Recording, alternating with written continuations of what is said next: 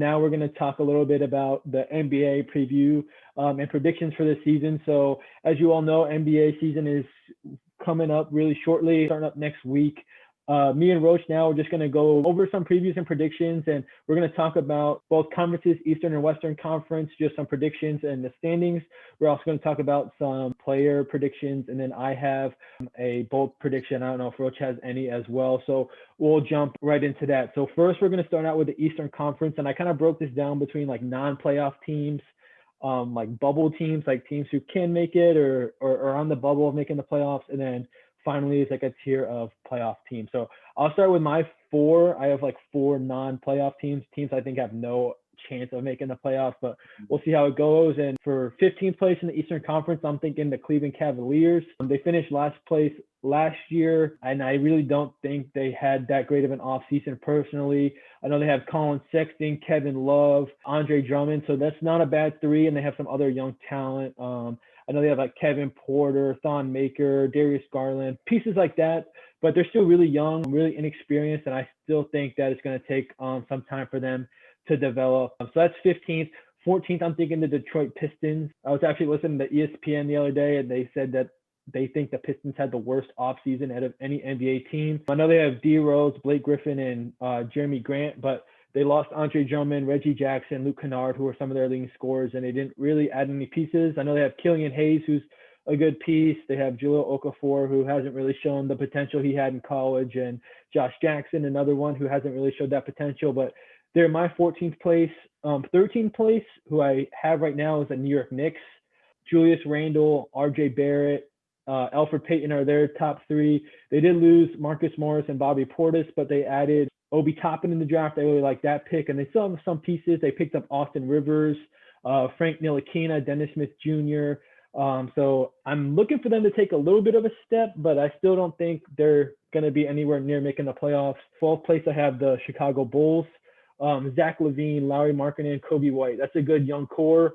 And then outside of that, they got Wendell Carter, Otto Porter, Thad Young. So some other good pieces. I'm looking for them to take another step. What do you think of those? And I'm interested to hear what you're thinking for your non-playoff teams. Yeah, I would say my bottom three were definitely your bottom three of the Cavs, Pistons, and Knicks.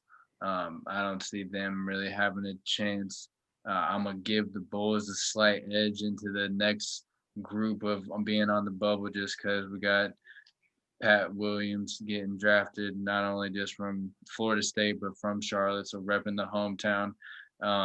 Hopefully they're able to get it done, and then also the fact that Billy Donovan's up there now. But definitely the Knicks, Pistons, and Cavs they're struggling. I think Obi Toppin will have a great year. I think that organization is still very far from where they need to be. I remember playing, I think when it was one of the last 2Ks I was playing of like 2K12 or 2K13 of when it was Melo and Stoudemire and all of them. Like it was like, okay, this team's solid. But since then, they just haven't been able to turn the corner, and it doesn't look like they'll be turning the corner anytime soon. Yeah, I know they went through different GMs, different things like that, trying to run the triangle. All that type of stuff was crazy, and it's definitely been unstable for the Knicks. And as a New Yorker and having so many Knicks fans, my dad's a Knicks fan, and people talking about it, definitely one of the most dysfunctional sports teams in all of professional sports. Yeah. And kind of how New York is going right now. I think the Knicks, the Jets, a lot of dysfunction around those teams in New York right now. But I agree. I think those are kind of the bottom barrel. So transition into bubble teams now. So I have this as like the 11 through 7 range. So teams who have a chance, some of them I think will make the playoffs. Other ones I think have a chance. So we'll start out with 11th place. I'm thinking Charlotte Hornets. I'm personally not big on the Hornets, but I know Devontae Graham, Terry Rozier, and Miles Bridges were all really good players. All averaged over 15 points per game last year. And you add Gordon Hayward to the mix, also LaMelo Ball, Vernon Carey, and Nick Richards. I think, you have added young pieces, and then having Bismack Biyombo, who's a, experienced veteran, Malik Monk, who needs to take a step. You had the Martin twins, who are very athletic, PJ Washington, Cody Zeller. So they have some pieces, and I think if they can put it together, they have a chance, but definitely still think they're on the outside looking in. For 10th place, I have the Indiana Pacers, which is going to probably surprise a lot of people because this was a playoff team last year. But I think overall, the Eastern Conference is going to be better. And I don't really think they added enough to stay where they're at. So I definitely think they're going to drop a little bit. TJ Warren has been a proven scorer, but I don't know if he's really like a franchise piece. Sabonis is a good player. Oladipo obviously is good, but after his injury, he hasn't nearly been the same player. And they have good pieces: Malcolm Brogdon, Miles Turner. They have the two Holiday brothers, Justin and Aaron. So they definitely have pieces, but I think the other teams around them have improved better. So I have them in my 10th spot. Ninth is going to be the Washington Wizards. So this is probably going to be controversial for some people. I know they just picked up Russell Westbrook and they have Bradley Beal and Russell Westbrook. A lot of people are saying, is this the best backcourt in the NBA? It might be the best backcourt in the NBA, but when you take a look at the overall roster, I personally don't think it's good enough to get to where they need to go. I know they added Danny Avdija in the draft, the rookie at Israel, and I personally think he's going to have a really good year. They're looking for a third, fourth scorer, so he's going to get a lot of opportunity. But outside of that, Cassius Winston, Ish Smith, Rui Hachimura, like I just don't think they have enough experience to make the playoffs. My 8th seed right now is the Atlanta Hawks. So this was not a playoff team last year, and this is definitely a really young core. But Trae Young averaged 30 a game last year. John Collins was 21 a game. DeAndre Hunter was about 12 a game. So definitely think with that young core, and you add Clint Capella, Rajon Rondo, they got Bogdan Bogdanovic from the Kings, Danilo Gallinari, and they got Okongwu from USC in the draft. So you're adding more pieces to that with Kevin Huerter, Cam Reddish, some shooters. I think they're going to take a big jump, and I think they might have enough to sneak into the playoffs. And my last bubble team is going to be the Orlando Magic. This team is always surprisingly pretty steady, and they've been in the playoffs the last few years as kind of the 7th, 8th seeds. Yeah. Nikola Vucevic has just been a solid player for a really long time. Evan Fournier as well. Adding Terrence Ross, Aaron Gordon. They have a good mix, a lot of talent. I think they could drop, but I think Vucevic and Fournier at some point are going to take a step down in their production, but I don't think it's going to be this year. I think it might be the next year, a couple years after. Plus, you add in Cole Anthony. You also have Markelle Fultz, Jonathan Isaacs, James Ennis, some other players, Al-Farouq Aminu. I think they have a good enough roster to make the playoffs. So what are your bubble teams? And just interested to hear what you think. My next bubble team would definitely be the Bulls. And like you kind of said, Bulls, Magic, Pacers. I have all three of those right there. Fighting for that last playoff spot. I gotta show love to the Hornets. Being in Represent. being in the gym with them all summer. I'm hoping them boys can put it together and get back to the playoffs. I don't know how long it's been, but it's definitely been a couple years. And then the Hawks, because I mean that they got the right mix of, like you're saying, Trae Young. They got the veterans signed in free agency. Cons is gonna get better. Like all those guys. Hopefully, Cam Reddish is able to get comfortable in the league finally and be consistent. And so those two I think will be fighting the most. And I'm with you on. I don't know about the Pacers. I think it might need to be time for them to break that team up. And I mean they didn't add anybody, so they're going to be just about the same unless I don't know. I guess you could see Oladipo trying to get back to what he used to be, but that I'm not going to bet on him turning into a 20 to 25 point game scorer to really propel them back to where he used to be. And so I would definitely say the Hawks on the rise, Hornets on the rise, and then those other three teams will still be struggling, in my opinion. Yeah, I think like you mentioned, Oladipo, he was only at 14 a game last year, and he was at that level of being a borderline all-star player, being able to carry a team at times. But since his injury, which has been really unfortunate, he hasn't really shown that. So I'm hoping he can show that again because I think he's a really good player. And I do like the Pacers. I like their roster. I think they play the right way. And they've been solid, kind of like the Magic. And they've been a playoff team, the last 5-8 years or so. They always seem like they're in the mix of being in the playoffs and being competitive, at least in the playoffs. Maybe not winning the series, but always being a tough out. So definitely think they have a chance. Next are my surefire playoff teams. So this is 6 through the 1 seeds. I think these teams are definitely going to be a lock to make the playoffs for the Eastern Conference. And at 6, I have the Raptors. With the loss of Ibaka and Marcus Gasol in their front court, that was kind of their two main front court players. They still do obviously have Pascal Siakam, Kyle Lowry, Van Vliet. They added Aaron Baines, who's a good big man, Alex Len, another big man, Stanley Johnson, who's a pretty good player, and you have like Norman Powell, OG Anunoby, Terrence Davis, guys like that. It's a good team. I mean, the Raptors are a good team. I just think that the teams ahead of them are a little bit better and have added a little bit more pieces. So Raptors, I still think are a surefire playoff team. They're going to be competitive. I think teams 6 through 1, obviously, honestly, all have a chance of making a run. Kind of like we saw last year with the Heat sneaking into the finals. I think that could happen again next year. My 5th place team is going to be Miami Heat. This might be a little bit controversial. I know they made the finals last year. Jimmy Butler proved finally that he was a franchise player. I mean, all the things he's done in the locker room. I know he's kind of been a divisive figure in the NBA. I know as someone who follows the Timberwolves, a lot of people don't like the way he acted there, don't like the way he acted in Philly, but what he showed last year in Miami was pretty special. And then obviously Goran Dragic, Adebayo, Tyler Hero, all those guys are really good. Then you throw in pieces like Avery Bradley, Mo Harkless, drafted Precious Achiuwa, and then you have really solid veteran leadership out of Udonis Haslem and Iguodala. Guys whose minutes are definitely going to go down, but are proven champions and just all around professionals. I think that's going to be a really good thing. And then your boy Chris Silver from South Carolina, hoping he can get some more minutes and stay up. I know he was kind of bouncing between the D League and NBA last year, so hopefully he can sort of find himself into that roster there. And then 4th is going to be the Celtics. I think the Celtics are really tough. Obviously, Jason Tatum is a stud. Kemba Walker, really good player. Marcus Smart, one of the toughest guys you'll see. Jaylen Brown, so good. But you lose Gordon Hayward, who some say he didn't really fit with that team after he got injured and came back last year. But they did add Jeff Teague, Tristan Thompson, and then they drafted Peyton Pritchard and Aaron Nesmith, both really good players. And then returners of Grant Williams, Robert Williams, and Semi Ojeleye. So again, a really good team, really well coached.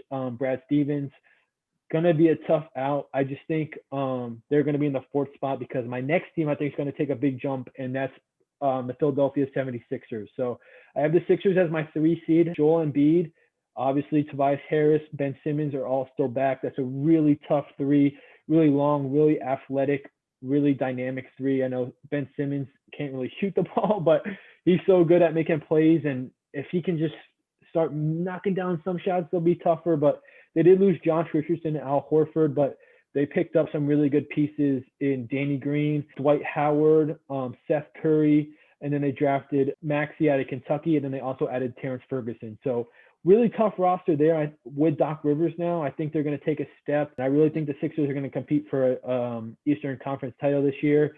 And then the top 2 teams are the Nets and the Bucks. I have the Nets at 2 for now, just because we're not sure, where everyone's going to be at coming back from injuries. I know Kyrie last year didn't play the full season. KD sat out last season, but pieces outside of that to go with them have showed that they can really perform. Spencer Dinwiddie, Karis LeVert, Joe Harris, DeAndre Jordan is a veteran, real good professional. Jarrett Allen's a good young player. Jeff Green, another experienced guy. Landry Shamet, another tough player. I just have them at 2 now, just with a lot of new pieces, a new coach. I don't know if they have enough yet with that cohesion to finish number 1. And number 1, obviously, I have is the Milwaukee Bucks. Giannis Antetokounmpo, MVP last year, coming off of a tremendous year. Unfortunately, got bounced out in the playoffs. But him, Chris Middleton, you add Drew Holiday in now. Also, DJ Augustine, Bobby Portis, Bryn Forbes coming over from San Antonio was a good player. And then you also have players like Pat Connaughton, Matthew Dellavedova, tough guys off the bench. I think Giannis gets it done and gets the 1 seed this year. What do you think for your top-tier Eastern Conference teams? Yeah, I got Raptors, Celtics, and Heat, I think, are in that 2nd tier. I think all 3 of them mostly brought everybody back. Obviously, Hayward left, and the Raptors losing their 2 big men is definitely going to hurt them. So I think those 3 are going to be right in the middle of the Eastern Conference standings. But I do have a different standings at the top. I have the Nets as the 3 seed. As much as I want to think KD and Kyrie are going to be the match made in heaven, and I hope KD is able to get back to what he's supposed to be doing of that MVP caliber play. I don't know how good they're going to be defensively, and kind of like you said, guys coming off injury and just not meshing or not having a full season to play with each other yet, and with this short off season, who really knows like how much chemistry they actually have, and egos and all that have to be put aside. Like Dinwiddie's will, Levert's will, because they're just not going to be getting the shots that they were getting last year. Um, as much as Giannis has to prove, I think the 76ers and what Doc Rivers has to prove, and this is somewhat of a bold prediction, will win the Eastern Conference. Like, I just think Doc, after blowing that series lead, he's ready to shut everybody up. He's going to make sure Embiid and Simmons are getting along. And if not, I could definitely see him trying to get rid of one of them just to not have that issue in the locker room anymore. But you talking about, I mean, I still, even though they lost Horford and Richardson, I mean, the lineups of having Howard on the court, having Danny Green on the court, adding the shooting of Curry and hopefully Tobias Harris, I think he needed to step up a little bit at the end of last season. And I don't think he really did as much as he could have. Um, that three, and just with what Doc has to prove, I think this year will put them right at the top of the Eastern Conference. And I mean, it's no hate on Giannis. Giannis is definitely one of the best players in the league, but just, I mean, he's still airballing three balls when he's bringing the ball up, Free and throws in the clutch. right. And so it's just, there's something to be said for the teams that are able to get it done late. And I think with Embiid, Harris, and Simmons having a couple seasons under their belt now, like, they're going to be able to get that done. And I think they'll actually end up winning the Eastern Conference. Yeah, I think the fact that they have something to prove plays a big role, especially with the short off season. I know team like the Nets on a short off season, adding a new coach and having all these new pieces in. We'll see how that works. I don't know if it's going to be smooth. I don't know if it's going to be difficult, but I definitely think with Steve Nash being a first time coach, nothing against Steve Nash, but he hasn't coached a second in the NBA before. Doc Rivers, proven champion, Hall of Fame coach. I think adding him into that definitely is going to be a big thing. I have them at 3 now, but like I said, I definitely could see them. I could see any of those teams 1 through 6 really competing for the title of the East, and I really think the Sixers do have a chance, like you mentioned. So I think that's a spot on assessment there. And now we'll switch over to the Western Conference, and we'll start again with our non-playoff teams. So 15th place, I have the Minnesota Timberwolves. And as someone who's been a Timberwolves fan in the past, big time Kevin Garnett supporter, still follow the Timberwolves. It's just been terrible to see where they've been for the last like 10 years. They've been so bad. They get people in. They had Towns, Wiggins. It looks like they were going to, make a jump, and they never have. I just don't think they have enough talent on their roster. Towns is a good player. Russell's a good player. Malik Beasley's a good young player. You add Anthony Edwards into the mix, but after that, there's not much depth there. Ed Davis is okay. Hollis Jefferson's okay. Get Ricky Rubio back, but I just don't think they have enough. And the Western Conference this year, honestly, I was going through these predictions. The teams that are in like 13th, 12th place are like good teams. So I just don't think that Timberwolves have enough to get it done. 14th is a team who's going to take a major regression, in my opinion, is the Thunder.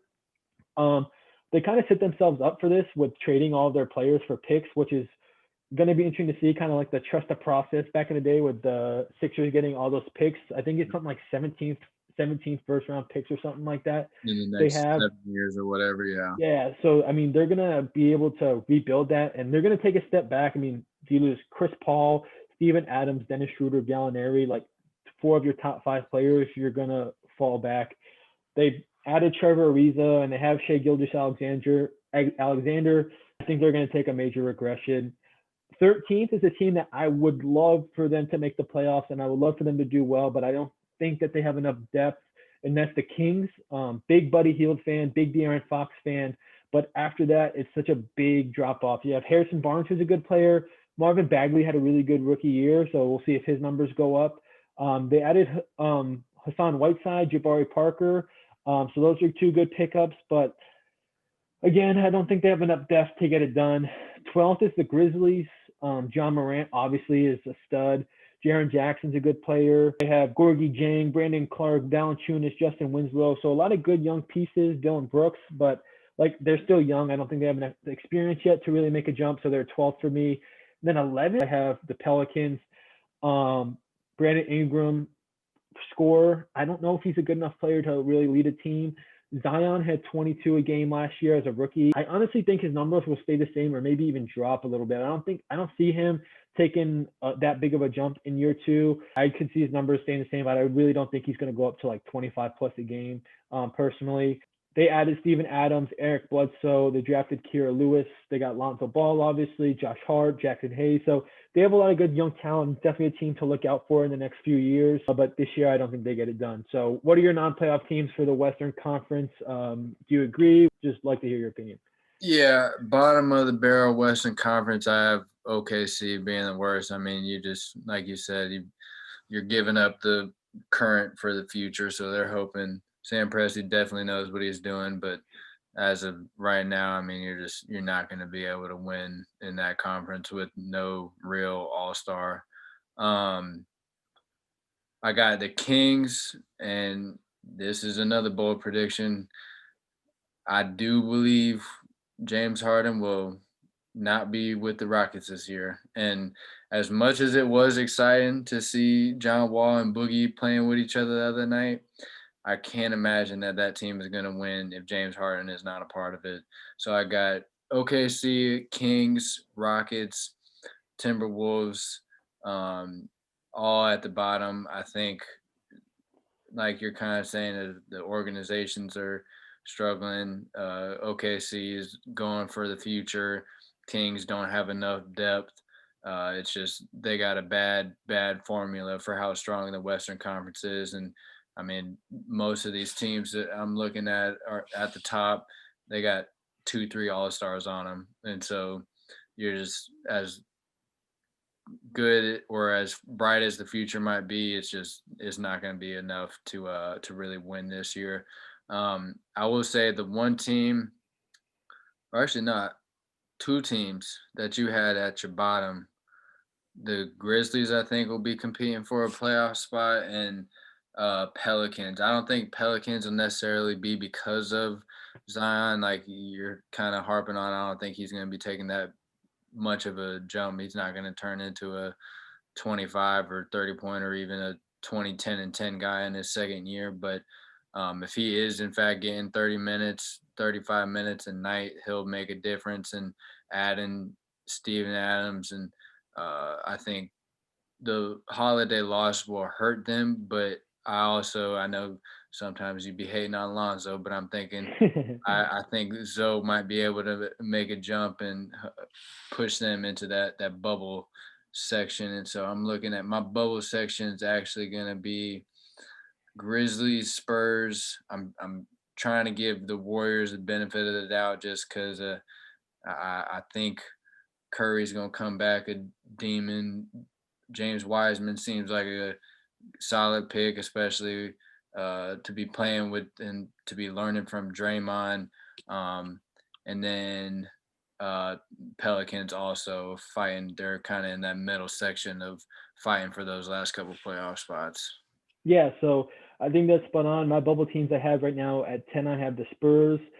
Obviously, such a well-run organization. You got DeMar DeRozan, LaMarcus Aldridge, two good players, but I don't think they're good enough to crack the top 8. 9, I have the Suns. Devin Booker, obviously, added Chris Paul to that team. Really interesting.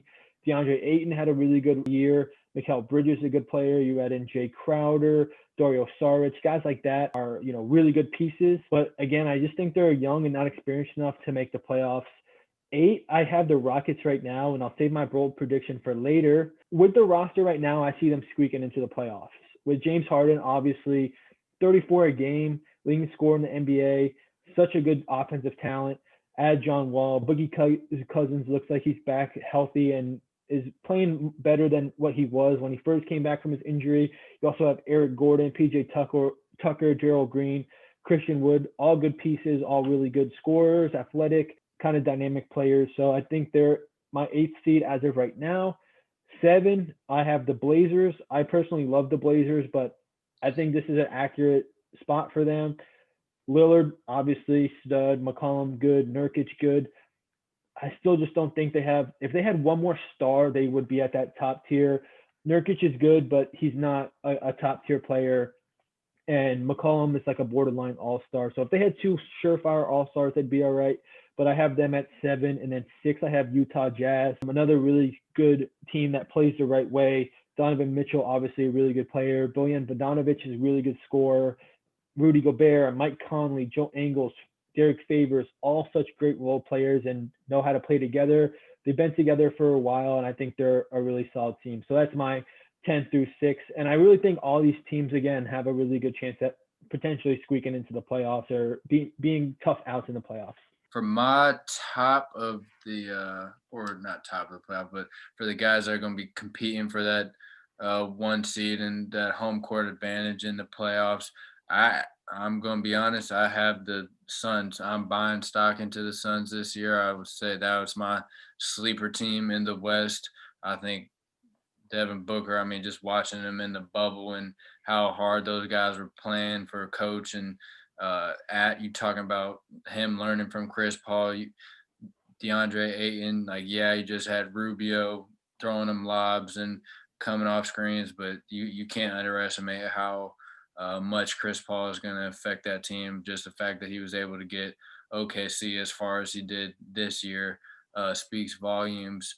But then after that, definitely, I mean, Jazz got to be talked about. Like you said, they've been together a couple of years.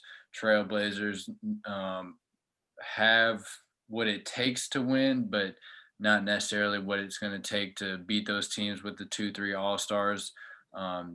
If CJ was able to turn it up a notch and turn into a 27, 28 a game guy, then that's going to take a lot of the load off of Dame. But until then, I just don't see them really pushing any of the teams like Nuggets, Mavericks, Lakers, Clippers. That's who's really top dogs in the West. I got the Clippers actually winning the Western Conference. I said a lot of shit to everybody saying that the Clippers were going to win it all this year. They were going to get it done in the bubble. Clearly, that is not what happened. I'm trying to buy stock backing them again. I mean, you can't deny that the Lakers got better with everybody that they added. And then obviously Luka's going to be taking a huge step. I think Luka's MVP caliber season is not going to happen in a couple years. It's going to happen this year. And then, I mean, you're looking at the Nuggets of how tough they were in the bubble, getting it done against the Clippers, competing with the Lakers. And I mean, if AD doesn't hit that buzzer beater against them, then that series is a completely different series. And they're coming in, I can't remember what game that was, but they're coming into the next game as confident as any team. And LeBron's over there sweating, worrying about if he's going to even be able to make it back to the finals. So those are my top four. And I will eat my words once again if the Clippers are not able to get it done in the 2021 season. Another thing for you right now, if you had a pick, I've been saying this for years with my boy Fayhead, who you know, who's probably listening to this podcast.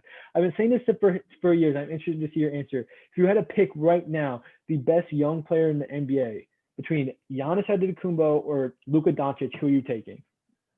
I'm taking Luka. I mean, Giannis. Thank you. Giannis athletically is unguardable. Everybody understands that. But you're talking about what Luka's 20 right now, 21, of having the nuts to take the shots that he takes and to have the confidence that he has at the end of games. Like, that's really what separates the boys from the men. And it's not that Giannis is never going to get there. I think Giannis I saw something on ESPN. They were talking about like he didn't have the expectations when he was coming into the league that LeBron has had or that Luka's had, that some of these guys have had when they get drafted high. Like Giannis he's self-made. He made himself into the MVP that he is, into the consistent all-star that he is, into having the best record in the NBA that he's led the Bucks to multiple times now.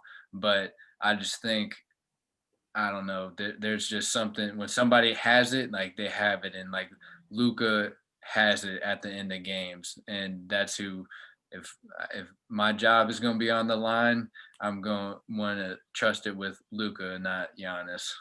Yeah, I agree. I think Luka Doncic as well. Giannis is good. We all know he has his deficiency shooting the ball. Like I said, he like we're just watching the playoffs the last 2 years in the clutch. Free throws has been a big issue for him. I don't think Luka Doncic has those glaring deficiencies that Giannis does. And like you said, Giannis is self-made, so no one had any expectations for him to be nearly this good at all. And for him to be this good, arguably top three player in the world right now, shows just, the work he's put in and how good of a basketball player he is. But if you're asking me which guy I'm taking, I'm agreeing. I'm taking Luka Doncic. Going into my top tier playoff teams, I actually have the Warriors at number 5, and I'm going to save a little bit about this till later, but I think the Warriors are going to make a big jump. I am a Warriors hater to the fullest. I despise the Warriors. I hate Steph Curry. I don't know. I just don't like them at all, but I think they're going to take a big jump. Curry obviously didn't play that year, last year. Andrew Wiggins, 20 points per game guy. You add in Kelly Oubre, and you got Draymond Green, Eric Pascal, who have been good. They picked up Bradley Wanamaker, which is a low-key pickup because in the playoffs for the Celtics, he hit some big shots. So see if he'll make a jump. And then you add James Wiseman, who I think is going to have a lot of opportunity to play and make an impact right away. I have them at 5, might be a little bit high, but I think they're going to take a jump. 4, Mavericks, like you said, Doncic is going to be borderline MVP candidate this year with Porzingis, Hardaway Jr., Cauley Stein, Dwight Powell, Courtney Lee, Trey Burke. Those guys have played together for a couple years now. Really good team, really well coached. Rick Carlisle, really well run organization. 3, I have the Nuggets. I loved watching the Nuggets game with you. Your boy PJ Dozier. We were watching him play and trying to see him get it done in the playoffs, but they were one of the funnest teams to watch. I think they really play the right way. They're super tough with Jokic, Murray, Will Barton, Paul Millsap, Gary Harris, Monte Morris. Just a really tough team. See if Bol does anything else this year. I know he didn't really play too much last year. See if he gets some more minutes. And then 2, I just have the Clippers. I still think the Lakers are going to win the conference. I have the Clippers at 2 right now. Like you said, I think they could win the regular season. I think that's really up for grabs. So I still think the Lakers are going to win the conference. You lose Rondo, Howard, and Green, but you pick up Schroeder, Montrezl Harrell, Marc Gasol, Wesley Matthews, and then with KCP, Caruso, just an overall good team. Quinn Cook, obviously LeBron, AD, Kuzma. We all know what they're going to do. And then another low-key guy I'm going to look out for this year is Devontae Cacok, who played at UNC Wilmington, the school I'm attending now. Seen him play 4, 5, 6 times as we played against them, in our conference games. He's just such a tough guy, really good rebounder. When I was at JMU, I was like, man, if this guy played tight end, he would be in the NFL. He's just a really athletic guy, a little undersized for the NBA, but he just has the heart. He's really tough, just plays super hard. And look, he came up at the end of last year, was in the bubble with them, played a few games. But looking forward to seeing if he can stick in with the roster and see if he's able to do anything this year. So that concludes our team predictions. Now we're going to get into some individual predictions, and I'm going to go with MVP, and I'm going to give you my top 5 MVP. So I think my number 1 is the guy who should win MVP every year, and that's LeBron. He hasn't shown anything other than he's the best player year in and year out. Everything he does, it always works the right way. He always is putting up big numbers, always in the clutch, making big plays. Number 2, I have Giannis. I think if the Bucks are number 1 in the East, he has a really good chance at getting the MVP again. Number 3, I have Luka Doncic. Like you mentioned, he's been on the borderline, I think, this year of making it as an MVP candidate with him being so young as well. I think that, he has that drive to do so. Number 4 kind of goes back into my bold prediction with the Warriors and Steph Curry. If Steph Curry comes back and lights it up and the Warriors make the 5 seed, 4 seed, maybe even like 6 seed, and he's averaging 30 plus a game and is back to where he was before his injury, I think he has a really good chance of being in that MVP tier. And then fifth, if the Nets end up making the number 1 seed in the Eastern Conference, I think KD's going to be an MVP candidate because if they're number 1, that means he's back to his old self. And if he's back to his old self, he's obviously an MVP candidate. I'm like you. I mean, LeBron definitely does deserve to win MVPs. He should have quite a bit more than what he has in his trophy case right now. But it is a fact that they love giving an MVP to other people. And so I'm going to start off. I got Luka coming in. I'm not entirely sure, but I think he would be the youngest MVP winner of all time. So yeah, him or D-Rose, just got to check the ages on that. Yeah, definitely, I guess, somewhat of a bold statement, but I think, I mean, if they're able to get that 2 or 3 seed, and I mean, he should average a triple double this year, and KP stays healthy, that team's going to be unbeatable, and he's going to really try to prove himself this year and win multiple playoff series. And then I got KD a second. I think the Nets are going to be scary. I know I said 76ers are going to win the Eastern Conference. Think the Bucks will still have a better record, but you talking about somebody that has something to prove of he knows, and I mean, he takes it personally with all his Twitter accounts and whatnot, but he knows what people will be saying if he does not win outside of his time in Golden State. He knows that his whole career will be, whatever you want to call it, tainted or hated on just because he teamed up with the greatest team of all time and got a couple rings and didn't do much outside of it other than score the basketball. And so I'm banking on him really taking over this year. And then to fill it out, I also have LeBron and Giannis on there. But sneaking in with my my prediction to win the East is going to be Joel Embiid. I think if he's able to play a full 72 games, he's able to lead them or be a part of leading them to the first seed. Like, there's no reason why he's not averaging 28, 13, and 6 in a couple blocks. Like, he's not going to be up there for MVP. And so really, I think the biggest thing for him is going to be staying healthy, and him and Ben Simmons really meshing together under Doc is going to be either boom or bust, probably, and hopefully boom. Yeah, and I think obviously, like we said, like the big thing with predictions is everyone going to stay healthy? You know, so many unknowns now with the season. Is it going to get shut down at some point, maybe because of COVID? Who the heck knows what's going to go on? But like you said, if Embiid stays healthy, KD stays healthy, Porzingis stays healthy for the Mavs, that increases Doncic's chance. Just with so many unknowns, if these are all, you know, best case scenario, and obviously if the Sixers are where they're at, the Mavs are where they're at, and the Nets are where they're at, those 3 guys all have a really great shot at MVP. So should be an interesting race this year. I'm looking forward to it. I know last year it was kind of up in the air with Giannis. I know LeBron obviously has always talked about James Harden, 34 game last year. Some say maybe he got snubbed. But next we'll talk about Rookie of the Year. For Rookie of the Year, this is a tough one. I know this draft class kind of gets a little bit of stick of, you know, maybe not being the best draft class. So I have actually 5 contenders for Rookie of the Year. My first one's going to be James Wiseman. And this is kind of going back on my pick with the Warriors being so high. I think James Wiseman's going to come in and he's going to produce. We'll be interested to see if he's going to be able to step out and knock down 3-point shots this year. Obviously, that's such a big part of how the Warriors play is the 3-ball, and with Steph Curry, and then obviously Klay Thompson is going to be out this year, but with Kelly Oubre and Wiggins, all guys who can knock down the 3-ball. And so it'll be interesting to see if Wiseman can, but if not, I'm sure he's going to get a bunch of offensive rebounds, and he's going to play a lot of minutes for him. I mean, they have Draymond Green, but James Wiseman's going to need to play significant minutes. So I think he's number 1 for me right now. Number 2 might be a surprise. I have Deni Avdija from the Wizards. I just think with what the Wizards have on their roster, I mean, obviously with Beal and Westbrook, such good scorers, they need that third scorer, and Avdija's probably going to play a lot of minutes as a rookie. I just think he's going to have a lot of opportunity. You know, Russell Westbrook averaged triple-double, so he's drives and kicks so many times. If Avdija is just knocking down corner threes and averaging, say, maybe 15 a game, he could get it. Number three, I think Anthony Edwards, just because the fact he's on the team I think is the worst in the Western Conference, and he has a chance to maybe put up some numbers. I really haven't watched him play a whole lot. I didn't really have the opportunity of watching Georgia play, so I'm not really familiar too much with Anthony Edwards, honestly. But I have him at three right now just because he's on a bad team and he's going to have opportunity to play and score.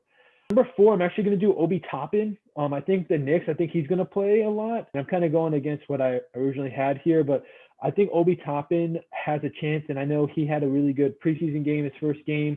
So people are kind of starting to hype him up a little bit. But I think with the Knicks, another team that's not going to be very good, if he's going to have some opportunity to play and play well, he has a chance. And then fifth, I'm going to have Lamelo Ball. They just have too many guards, I think, in his position with Terry Rozier, Devontae Graham, other guys who are going to take minutes from him and really stop him from getting rookie of the year type numbers. I think Lamelo might have a great year, maybe averaging, say, maybe 7-8 assists per game. But I don't think he's going to have enough minutes to really, put up the numbers for rookie of the year. But I think he's going to have a good year, but that's my top five. Yeah, and I might be wrong on this, but for my rookie of the year, I do have Bol winning it because I'm pretty sure Bol is classified as a rookie, but I could be wrong on that. I think if he's able to get the minutes and he turns into a true role player like he can be and that he's capable of, I think he will end up winning it. But then if I am wrong and he's not able to, he's not classified as a rookie, I have Lamelo, Ant, Wiseman, and then Obi Toppin. Lamelo, I just think his ability to pass, like it's not like you're saying, like he has Graham and Rozier in front of him, so minutes wise he might be limited, but you talking about if he's getting 20 minutes a game, there's no reason why he can't average 11 assists in those 20 minutes. He's going to be dishing it all across the court, playing fast, like playing at his speed. He's going to be guarded by guys smaller than him and slower than him. And Edwards, I was personally able to see him with my own two eyes twice, and have watched some highlight tape on him. And I mean, his talent level is as high as any 18, 19-year-old as I've ever witnessed. I think kind of along with what you're saying of he's going to be getting the touches, he's going to be getting the shots, he's going to be getting the minutes in Minnesota. They're not going to be good. D'Lo sometimes is selfish, but he's also going to be looking to give up the ball. And teams are definitely also going to, or at least earlier in the season, live with D'Lo giving it up and Ant having it in his hands. And then rounding it out would be Wiseman and Toppin. I think Wiseman, I don't know if he's going to be as good as Aiden, but I think he can get there, and definitely learning from Draymond and being a part of such a good organization, that's going to be a fantastic opportunity for him. Not having as many college games or professional games as some of these other guys, I can't see him really being that strong of a big man or making that strong of an impression this year. But with his size and with his skill, I could be wrong. And then Toppin, freak athlete, just terrible situation, terrible organization. And so if he does get it, I would think it would be because of him averaging a lot of points, getting a lot of touches. But overall, I think his best seasons will definitely come in the future when they kind of put some more pieces around him. And I don't know if that'll be this year or not. I do think I agree. I think his best seasons will be in the future. However, I do think it's a good situation. He's a New York guy. As a New Yorker, he grew up in Westchester County, which is right outside New York City. So he's a New York guy. I think going home for him is going to be a big factor. Having a level of comfort will be nice for him. And again, bad team, like you said, if he has chances to score the ball and plays a lot of minutes, he has a chance. But I do think, like you said, I think it's going to be good. I think the fans are going to embrace him, and I think he plays the way that the Knicks fans like. I know I have a lot of Knicks fan friends and been around a lot of Knicks fans, and they just want guys who play hard. And I think Obi Toppin, plays that way. And I think it'll be a good situation for him, especially in the future. So now we'll go into my bold predictions. So going against my own prediction of what I have with the Rockets making the playoffs right now, I think my bold prediction is that the Rockets will actually miss the playoffs. So with what they have right now, I think they'll make the playoffs, but I do think they will get rid of James Harden at some point during this season, and they will miss the playoffs. If they do not have James Harden on the roster, like you said, John Wall, Boogie Cousins, good to see them play again, but they don't have enough pieces in the Western Conference to make the playoffs. So I do think that they will get rid of Harden. They will move him, get a lot of good compensation for him, but I don't think it's going to be like an all-star player. I think it'll be a lot of picks, things of that nature. So we'll see going forward. And then my second bold prediction is that the season will pause at least once due to COVID. So this is maybe, I know the vaccine's on the horizon, but I know a lot of professional sports leagues are saying that their players aren't, going to jump any lines of getting the vaccine and taking it away from, frontline workers and people who really need it. But I do think at some point there'll be an outbreak. I know we've seen in the NFL, there's been a lot of cases and games postponed. The NBA is a different animal. You have so many games back to back to back to back. I know with the shortened season a little bit this year, there's not as many games, so it's not as back to back, but with the teams traveling to local markets, I do think that there'll be at least one pause in the season this year due to COVID. So those are my two big, bold predictions. I would say I could definitely see the season pausing. My bold prediction, I'm still deciding on if I want to go with it. I think all right. I'm going all in on the Mavericks. I'm gonna say if the Mavericks don't win the Western Conference, if they're playing the Clippers or the Lakers in the finals, I'm going to say they're at least pushing it to Game 7.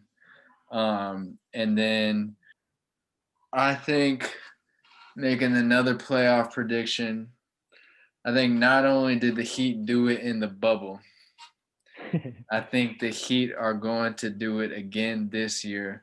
They'll be in the NBA Finals. I don't know if they're going to have to go through the Nets. I don't know if they're going to have to go through the Bucks or the 76ers. I think there's nobody that has as good a mesh and as good as chemistry in the entire league that the Heat have. That team is going to be out for blood. They smelled that championship when they won those games against the Lakers. They just didn't have enough firepower to beat them. I still believe as a team and with the guys that they brought back and the guys that they added, they're going to have enough firepower to get back to it. So I'll just go full in on it. My NBA Finals prediction is going to be the Mavericks and the Heat.